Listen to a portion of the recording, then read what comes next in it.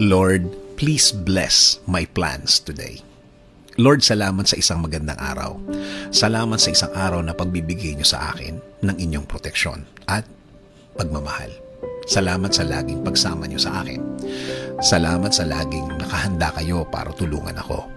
Alam ko na makakasama ko na naman kayo dahil ang araw na kasama kayo ay isang buong araw na puno ng pagpapala, puno ng mga magagandang bagay, puno ng proteksyon na para sa akin at para sa aking pamilya.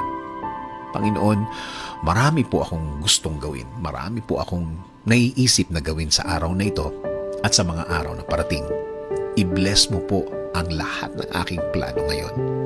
I-bless nyo rin ang bawat bahagi ng aking plano. I-bless nyo po ako ng mga ideas, mga bagong bagay na pwedeng gawin na gusto kong gawin, Lord. Lord, ilagay nyo po sa way ko